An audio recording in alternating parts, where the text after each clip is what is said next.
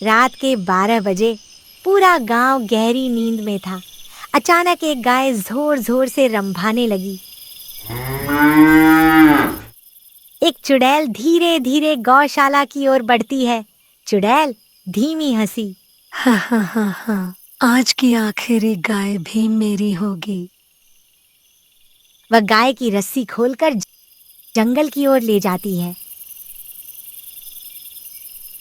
गांव का एक लड़का खिड़की से यह सब देख लेता है। लड़का, पिताजी, कोई हमारी गाय ले जा रहा है। लेकिन जब तक लोग बाहर आते हैं, चुड़ैल गाय को लेकर अंधेरे जंगल में गायब हो चुकी होती है। सिर्फ चांद की हल्की रोशनी, उल्लू की आवाज, हवा से पेड़ हिल रहे हैं। लड़का और उसके 2 दोस्त चुड़ैल का पीछा करते हैं। अचानक वे देखते हैं कि चुड़ैल एक पुराने खंडहर में कई गायों को कैद करके रखी है। पूर्णिमा की रात इन सब की ताकत मेरी हो जाएगी। तीनों दोस्त चुपके से गायों की रस्सियां खोल देते हैं। गायें भागने लगती हैं। चुड़ैल गुस्से में चिल्लाती है, कोई नहीं बचेगा। वह उनका पीछा करती है, लेकिन गांव के मंदिर से आधी रात की घंटी बजने लगती है। घंटी की आवाज सुनते ही चुड़ैल पीछे हटने लगती है। सभी गायें सुरक्षित गांव लौट आती हैं। लोग खुश हो जाते हैं। कैमरा फिर जंगल की ओर जाता है। एक पेड़ के पीछे 2 लाल आंखें चमकती हैं। चुड़ैल धीमी आवाज, आज गाय बच गई, कल तुम्हारी बारी है। ऐसी ही मजेदार हॉरर कार्टून वीडियो देखने के लिए हमारे चैनल डार्क मोरल स्टोरी को लाइक एंड सब्सक्राइब जरूर करें। और भागते भागते वह उसी कब्रिस्तान में पहुंच जाता है जहां वंदना को जलाया था। और वहीं पर अचानक से वंदना की आत्मा सामने आ जाती है। मुझे माफ कर दो, मुझसे बहुत बड़ी गलती हो गई। हंसने लगी। एक छोटे से शहर में वंदना नाम की एक मेहनती महिला रहती थी। उसका एक छोटा सा बर्गर स्टॉल था। आइए, गर्मागर्म बर्गर खाइए। आंटी, आपका बर्गर सबसे स्वादिष्ट है। धन्यवाद बेरा। शहर के लोग रोज उसके स्टॉल पर आते थे। शहर में एक अमीर व्यापारी था, रघु। अगर ये स्टॉल हट जाए तो मैं यहाँ अपना बड़ा रेस्टोरेंट बना सकता हूँ। लेकिन लोग वंदना को बहुत पसंद करते हैं। मुझे कोई फर्क नहीं पड़ता। रघु स्टॉल पर आता है। यह जगह मुझे बेच दो। नहीं, यही मेरी जिंदगी है। रघु गुस्से में। फिर पछताओगी। एक रात वंदना स्टॉल बंद कर रही थी। अचानक कुछ नकाबपोश लोग आ गए। कौन हो तुम? उन्होंने हमला कर दिया। वंदना जमीन पर गिर गई। वंदना आखिरी सांस। मैं वापस आऊंगी। बिजली चमकती है।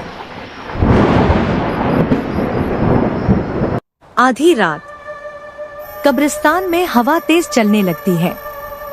वंदना की आत्मा उठती है। उसकी आंखें हरी चमकने लगती हैं। चुड़ैल वंदना, मेरा बदला अभी बाकी है। अगली रात उसी जगह पर अचानक एक नया बर्गर स्टॉल दिखाई देता है, लेकिन उसे चलाने वाली एक अजीब औरत होती है। रामगीर, ये नई बर्गर वाली कौन है? पहले कभी नहीं देखा। रघु का एक गुंडा वहाँ आता है। गुंडा, एक बर्गर देना। थ्रू खास बर्गर।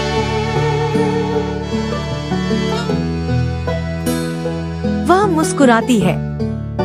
गुंडा बर्गर खाकर चला जाता है।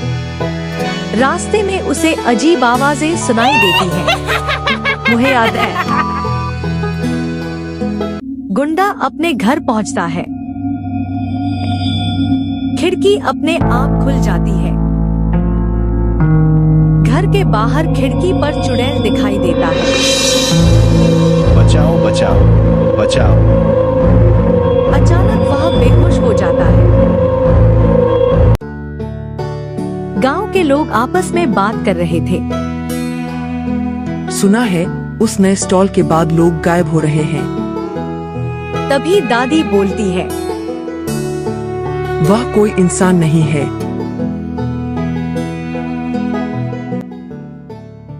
अगले दिन दूसरा गुंडा स्टॉल पर आता है और बोलता है, मुझे भी बर्गर चाहिए।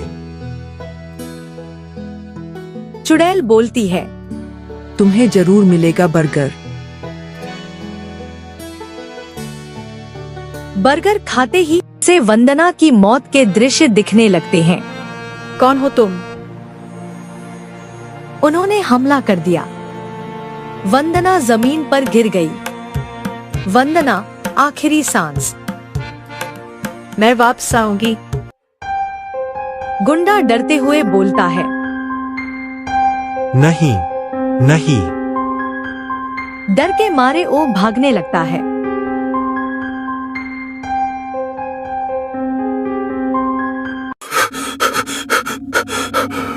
और भागते भागते वह उसी कब्रिस्तान में पहुंच जाता है जहां वंदना को जलाया था।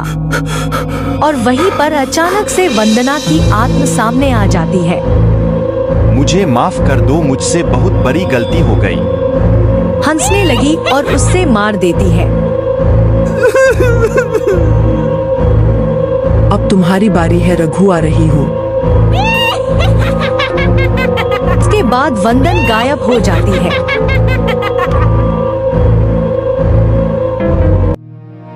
रोज के जैसे रघु अपने दुकान पे सामान बेच रहा था। बेचते बेचते अंधेरा हो जाता है। रघु अपने घर जा रहा होता है। पूरा अंधेरा हो गया था। काली रात में जुगनू बोल रहे थे। डरते हुए रघु जा रहा था। तभी उससे सामने अचानक से एक चुड़ैल दिखाई देती है और फिर गायब हो जाती है। ये देखकर रघु पूरा डर जाता है और बोलता है, लगता है ये मेरा वहम है। वह फिर से चलने लगता है। उससे महसूस होता है कि उसके पीछे कोई चल रहा है और रुक जाता है। डरते डरते रघु पीछे मुड़ता है। चुड़ैल देखकर चीखने लगता है, पहचाना मुझे? मुझे माफ कर दो। मुझे माफ किया था। उसे मार देती है। और चुड़ैल आसमान में उड़ने लगती है और उसकी आत्मा को शांति मिल जाता है।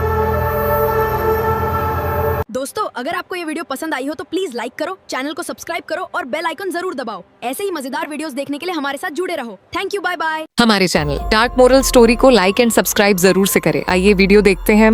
एक जंगल में 4 चुड़ैल बहनें रहती थी। एक का नाम था सीमा, पिंकी, सावित्री और मंजू। बहन, हर साल दशहरे का मेला लगता है और हम लोगों के मुंह छू जाती हैं। सही कहा बहन। इन दिनों तो हमें शिकार ढूंढने के लिए जंगल जंगल भटकना भी नहीं पड़ता। ये लालची इंसान खुद ही मेले के लालच में हमारी मौत की घाटी तक चले आते हैं, फिर एक एक करके अपनी जान हमारे हवाले कर देते हैं। उनकी चीखें सुनकर बड़ा मजा आता है और उनका डर ही हमारी असली दावत बन जाता है। अरे, इस बार तो मैं एक नहीं, पूरे 2 इंसानों को एक साथ खाऊंगी। आज मेरी भूख इतनी बढ़ गई है कि कोई भी मेरे पंजों से बच नहीं पाएगा। उसी घने जंगल के बगल में एक छोटा सा गांव था जिसका नाम रसीदपुर था।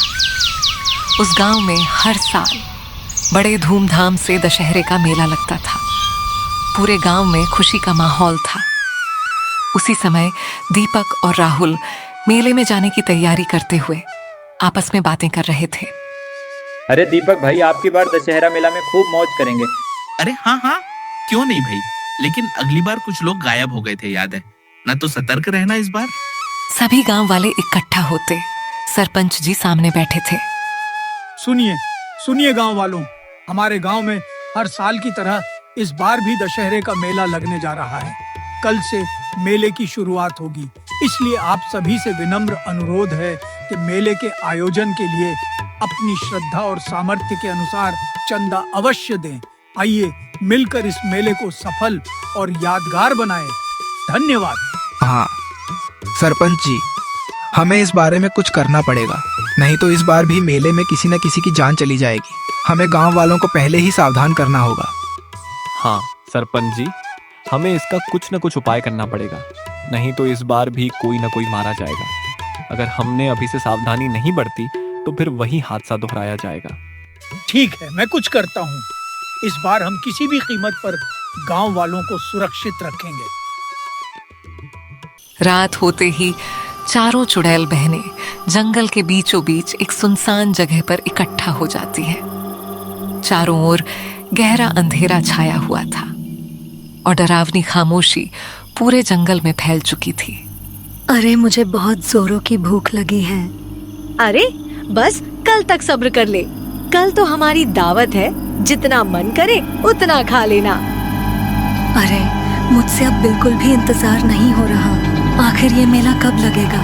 मैं तो बेसब्री से उसका इंतजार कर रही हूँ। ठीक है, चलो तुम्हारी भूख का कुछ इंतजाम करते हैं। आओ बहनों, जंगल के रास्ते चलते हैं, शायद आज ही कोई शिकार हमारे हाथ लग जाए। सभी चुड़ैल बहनें जंगल के सुनसान रास्ते पर छिपकर अपने शिकार का इंतजार कर रही थीं। तभी दूर से एक आदमी अपनी साइकिल पर उसी रास्ते से आता हुआ दिखाई दिया। उसे जरा भी अंदाजा नहीं था कि आगे उसका सामना किससे होने वाला है। लल्लू बिना किसी खतरे का अंदाजा लगाए अपनी साइकिल चलाते हुए जंगल के रास्ते से चला आ रहा था।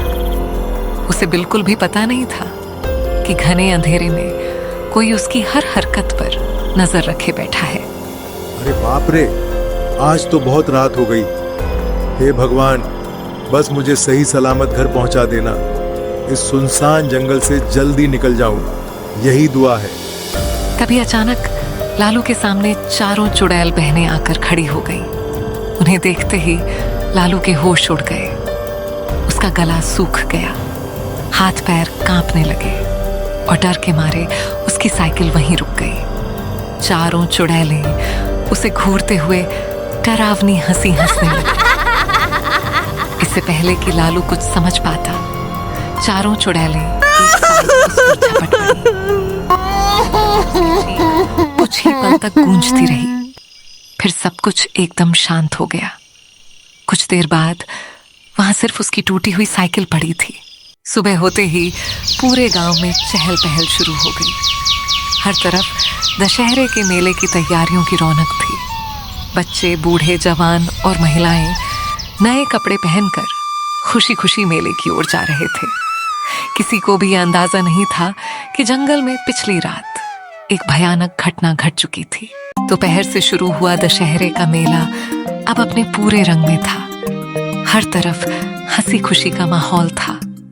बच्चे गुब्बारे खरीद रहे थे, लोग चाट और जलेबी खा रहे थे, जबकि झूलों पर लंबी लाइन लगी हुई थी। उसी भीड़ में दो दोस्त रोहित और अमन बेफिक्र होकर मेले का आनंद ले रहे थे। तभी उनकी नजर एक सुंदर लड़की पर पड़ी। लड़की ने दोनों की तरफ देखा, हल्की सी मुस्कुराई और फिर आगे बढ़ गई। चलना, देखते हैं कहाँ जा रही है। दोनों लड़के उसके पीछे पीछे चलने लगे। लड़की कभी रुकती, कभी पीछे मुड़कर मुस्कुराती और फिर आगे बढ़ जाती। दोनों को लगा कि शायद वह उनसे दोस्ती करना चाहती है। धीरे धीरे सूरज डूब गया। मेले की रोशनी तो पीछे रह गई, लेकिन लड़की बिना रुके अंधेरे रास्ते की ओर बढ़ती रही। कुछ ही देर में वह मेले की सीमा पार करके जंगल वाले रास्ते पर पहुंच गई। भाई, ये तो जंगल की तरफ आ गई, वापस चलें क्या? अरे डर मत, शायद इसका घर यहीं होगा। दोनों फिर उसके पीछे चल पड़े, लेकिन उन्हें बिल्कुल भी अंदाजा नहीं था कि वे मौत के जाल में कदम रख चुके हैं। कुछ देर बाद लड़की एक पुराने बरगद के पेड़ के पास जाकर रुक गई। दोनों लड़के इधर उधर देखने लगे।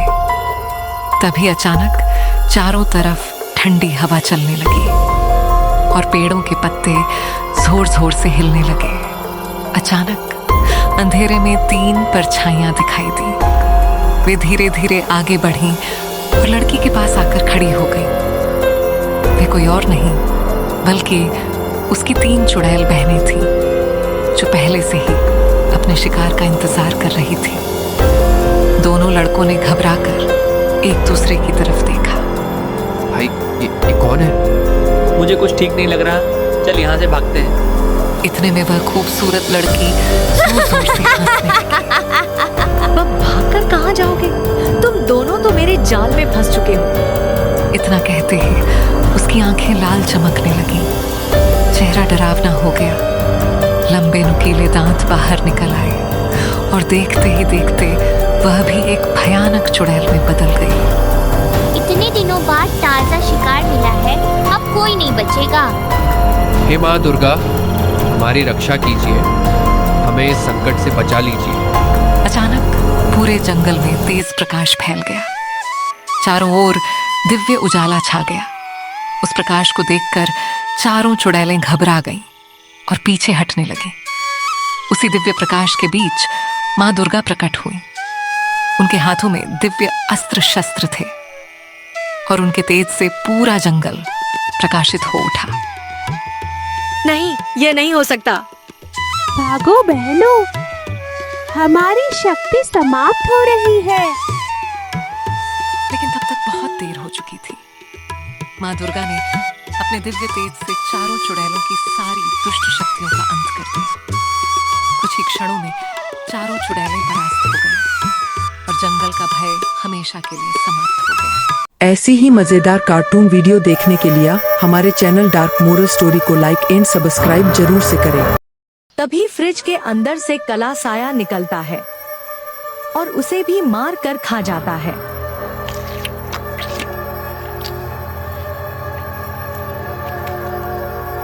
ये सब देखकर रघु डर से भागने लगा। एक दिन की बात है, झुनझुन चुड़ैल जंगल में घूम रही थी। बाप रे, आज तो बहुत जोरों की भूख लगी है। इधर उधर देखती है, तभी उसे एक बड़ा सा फ्रिज दिखाई देता है। अरे बाप रे, जंगल में फ्रिज कहाँ से आया? झुनझुन चुड़ैल धीरे धीरे फ्रिज के पास जाती है। जरूर इस फ्रिज में खाने का खजाना होगा।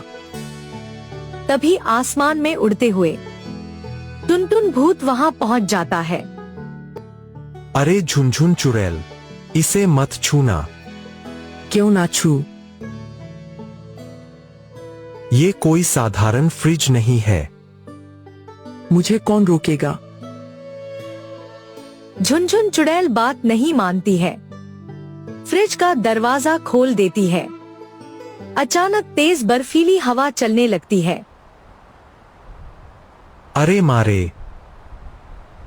अरे बाप रे, अचानक इतना ठंड क्यों लगने लगा? तभी फ्रिज के अंदर से किसी के बोलने की आवाज आती है। मुझे इस फ्रिज से बाहर निकालो। कौन है? मुझे बाहर निकालो यहाँ से। दरवाजा बंद करो चुड़ैल। अचानक एक काला चमकता भूत बाहर निकलता है और दिखने में बहुत ही डरावना था। चुड़ैल और भूत देखकर डरने लगते हैं। वो काला साया हंसते हुए आसमान में उड़ जाता है। रात के करीब 12 बज रहा था। सभी गांव वाले सो रहे थे। पूरा गांव में सन्नाटा छाया था। राजू और उसकी पत्नी सो रहे थे। तभी राजू की नींद टूट जाता है। बाप रे, आज इतनी गर्मी क्यों लग रही है? चलो बाहर से थोड़ा ताजी हवा खा के आता हूँ। इतना बोलकर राजू घर के बाहर निकलता है। निकलकर टहल रहा था कि तभी उसे एक फ्रिज दिखाई देता है। अरे इतनी रात में यह फ्रिज कैसा है? राजू उस फ्रिज के पास जाने लगता है। अरे आज तो मजा ही आ गया, इतना बड़ा फ्रिज मिल गया। उस फ्रिज को देखकर राजू बहुत ही खुश होता है। तभी हंसने की आवाज आती है और फ्रिज के अंदर से काला साया निकलता है। अरे मर गए रे, इस फ्रिज में तो भूत है। और रज्जू वहां से भागने लगता है। तभी काला साया उसके सामने आ जाता है। राजू डर के मारे वो गिर जाता है। अरे भाग कहाँ रहा है, मेरा पेट कौन भरेगा? और उसे मार कर खाने लगता है।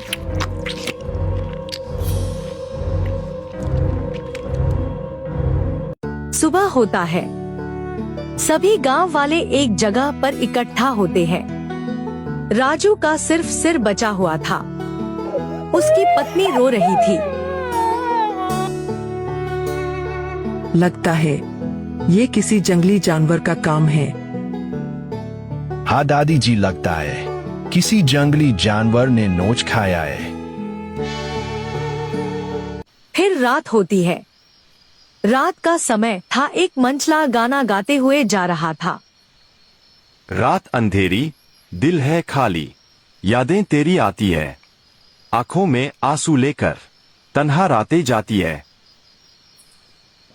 तभी उसे भी फ्रिज दिखाई देता है और फ्रिज के पास जाने लगता है। अरे भाई, आज तो लातवी ही लग गई, इतना बड़ा फ्रिज। चलो इसे अपनी चमक चलो को दूंगा और बहुत खुश होगी। जैसे ही फ्रिज को उठाने वाला होता है, वो आसमान में उड़ने लगता है। मर गए रे, लगता है ये भूतिया फ्रिज है। रघु ये सब पेड़ के पीछे छिपकर देख रहा था। तभी फ्रिज के अंदर से काला साया निकलता है और उसे भी मार कर खा जाता है।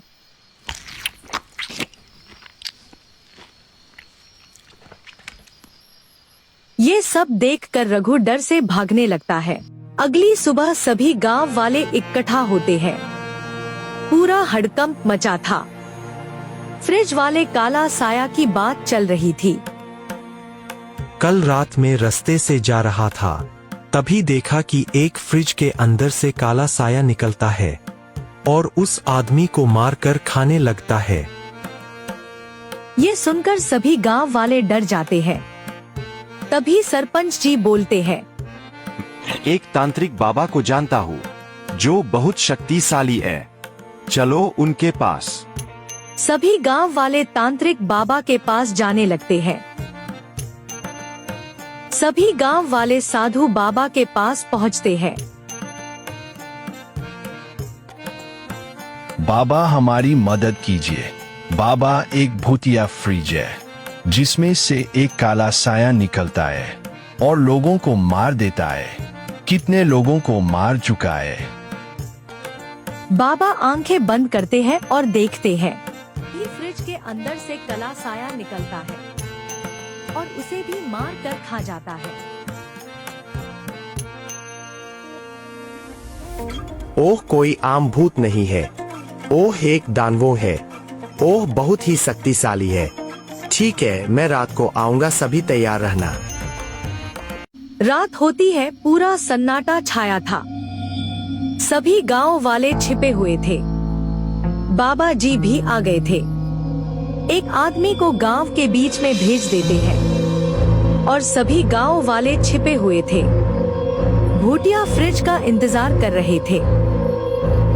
बाप रे, आज तो मर ही जाऊंगा। इन गांव वाले ने मुझे कहां फंसा दिया। तभी अचानक से फ्रिज दिखाई देता है। सरपंच ये देखकर कांपने लगता है।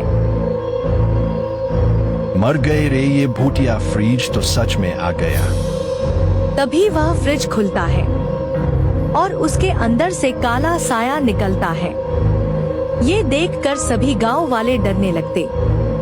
काला साया सरपंच के ओर बढ़ता है। बाप रे ये काला साया तो मेरे पीछे ही आ रहा है। लगता है आज मैं नहीं बचूंगा। काला साया सरपंच जी के ओर बढ़ रहा था। तभी वहाँ साधु बाबा पहुँचते हैं। बाबा तू मेरे सामने से हट जा वरना तुझे भी मार कर खा जाऊंगा। अरे पापी अब तू नर्क में जाएगा।